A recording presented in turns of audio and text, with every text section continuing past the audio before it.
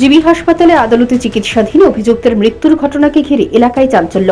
ঘটনা রামনগর ফাঁড়ি এলাকার। মৃত ব্যক্তির নাম বিমল সরকার, বয়স আনুমানিক 50 বছর। ঘটনা সম্পর্কে মৃত ব্যক্তির স্ত্রী জানান, ওনার স্বামীর বিরুদ্ধে রামনগর ফাঁড়িতে একটি মামলা ছিল।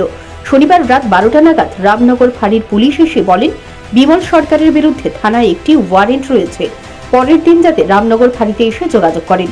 সেই মতো ওনার স্ত্রী তাকে নিয়ে ফাঁড়িতে গেলে তাকে পুলিশ গ্রেপ্তার করে আদালতে সোপর্দ করে। আদালতে এই মামলায় জামিনের আবেদন করলেও জামিন না আসায় তাকে এদিন রাতেই জেলে পাঠিয়ে দেয়। এদিন রাতেই তাকে জেল থেকে জিবি হাসপাতালে ভর্তি করে জেল পুলিশ। সোমবার সকালে জিবি হাসপাতালে মৃত্যুর কোলে ঢলে পড়ে বিমল সরকার। মৃতার স্ত্রীর অভিযোগ, জেলে তাকে বেধড়ক মারধর করা হয়েছে বলে তিনি জিবি হাসপাতালে এসে প্রাণ হারিয়েছেন। আপনার জামাইরে পুলিশ আনছিল বুধবার দিন রাত্রে 12:30 বাজে পুলিশ গেছে, গিয়ে কইছে এর নামে ওয়ারেন্ট আছে, আপনারা থানাত লয়ে আইয়েন। কোন থানা থেকে ছিল? দুর্গা চুমুনি থানাতে। তারপরে আমি জিজ্ঞেস পরে তারা কইছে আচ্ছা একটা ওয়ারেন্ট আছে, আপনার লয়ে দেন, গেলে একটা সই করে আধার কার্ড লয়ে দেন, লয়ে গেলাম ছাইরা দেবো সই করে। তারপরে আমি আমার শ্বশুরটা ডেকে আনছি, তারা আমার শ্বশুরটা ডেকে দিয়েছে।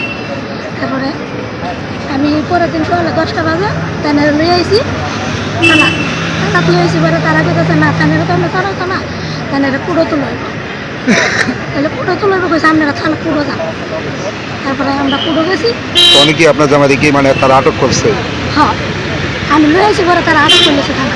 তাদের আমি সুস্থ হয়েছে, তাই ভালো মানুষ হয়েছে। তারপর তারা আটক করলেছে। তারপর তা পুরো তুলতে পারে। পুরোবেলা ম্যাডাম কইছে জামিন হয়েছে 5টার সময়। আমার শ্বশুরের কাছে এদিনই জামিন পাইছে? হ্যাঁ, কইছে 5টার সময় জামিন হয়েছে। এখন তো আপনারা জামিনদার আনছেন না, শনিবার দিন কোর্টবদ্ধ না, শুক্রবার দিন কোর্টবদ্ধ আসছে। শুক্রবার দিন কোর্টবদ্ধ, আপনারা শনিবার দিন 30 তারিখ রয়ে যায়। তারপরে এদিনই রাত্রেবেলা আছে না, বৃহস্পতিবার দিন রাত্রে প্রায় 12টা 12:30 মনে বাজে আবার এই থানার থেকে তারা গেছে, গিয়া কইতাছে তাইনের রা হয়েছে, তাইনে তো অসুস্থ হয়েছে। আমি তাইনের কী হয়েছে, তাইনে দিও জেলখানার থেকে খবর আইছে, তাইনে আইয়ে হসপিটালে আপনারা যাইবেন। আমার কইছে অক্ষণ চলে। আমি অক্ষণে যাবো কেমন, আমি মহিলা মানুষ, আমার তো করে পুরুষ টুক নাই, আমার 2 মেয়ে, আমি কী করে যাবো? তারপরে আরেকজন কইছে আপনার কালকা সকালে যায়। আমি পরের দিন সকালবেলা আইসি, আইসি তাইনে অসুস্থ। তো অনেকে আইজিএমে আসলো না জীবিতে? এখানে পাইছি সেটা মানে স্বামীর কি অবস্থা পাইছে? তখন একটু সুস্থ আছে, তারপরে আস্তে আস্তে অসুস্থ হয়ে গেছে।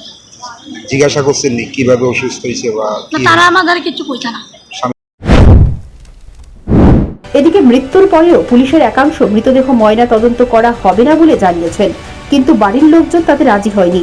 পরে এক প্রকার বাধ্য হয়ে বিমল সরকারের মৃতদেহ ময়না তদন্ত করেছেন চিকিৎসক। এই ঘটনায় প্রমাণিত ডাল মে কুছ কালা হে। তবে আইনি লড়াইয়ের মাধ্যমে বিমল সরকারের মৃত্যুর রহস্য উন্মোচিত হতে পারে। Bureau report, news prime Tripura.